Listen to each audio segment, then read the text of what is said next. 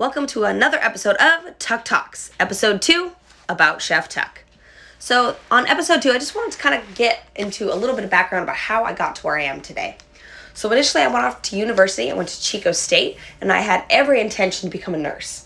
I even graduated. I went off and got my double bachelor's degree, health sciences, with a specialized in nursing and Spanish. After I graduated, I was like, you know what? I just really want to play with food. In fact, I was watching Chef's Table on Netflix. It's a really great documentary series. You should check it out if you haven't already.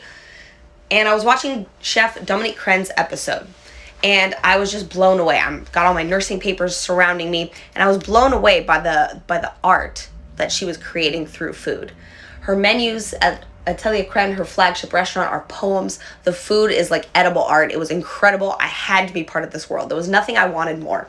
So I went off to culinary school. I went to Le Cordon Bleu, and it was there that I learned about Michelin-starred restaurants, and that's exactly what Atelier Cren is. And I learned a lot of women don't make it into these top-tier elite kitchens.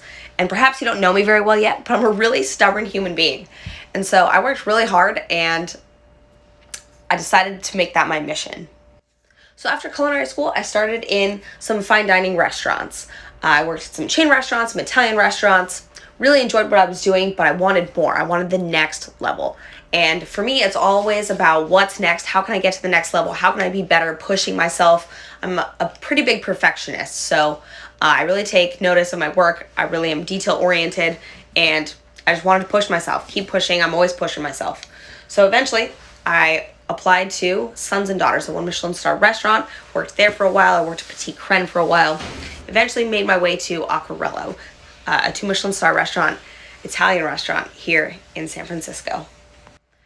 Acquarello is owned by none other than the renowned Chef Suzette Gresham. And she got 2 Michelin stars at her restaurant. She's an absolute gangster in the culinary world. And I was delighted that she wanted to mentor me and take me under her wing. And so I started off as the butcher there, working with all the most expensive cuts of meat in this entire world. A5 Miyazaki Wagyu, the finest lobsters, fish from all around the world. Beautiful, beautiful products. I was so blessed and lucky to have the opportunity. And after that, from there, I worked at a few other restaurants as sous chef, working my way around.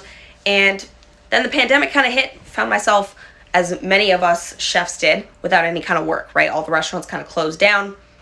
And so I wandered into the virtual culinary world. I had no idea what virtual cooking was or where it was going to take me, but I was excited to find out. So I joined up with a company called Truffle Shuffle. They were a company that was on Shark Tank, backed by Mark Cuban. And I thought, what a cool way to bring my creativity and love of food to people who also love food, and people who actually want to get to know the chef behind the recipe. So at Truffle Shuffle, I teach virtual online classes. We send you a giant box full of food. We do a little live cooking class. There we have it right here.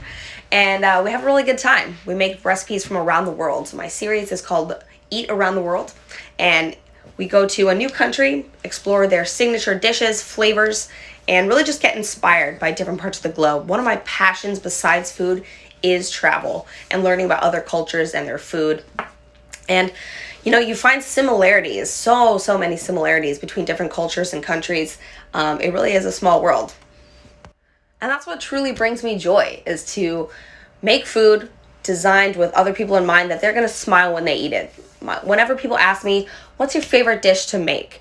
My answer is maybe kind of cheesy, but it's always the same. It's whatever is going to put a smile on my guest's face, because at the end of the day, I just want to bring smiles and joy to people through food. Just want to make the world a little bit lighter. And you know, I have all this creativity to make all these recipes, and just really want to bring my food to the world. And so, you know, catch me every Saturday at 4 o'clock for my Eat Around the World series. Become a gastronomy gangster when you cook with me. Catch me on Next Level Chef, and I'll see you next week.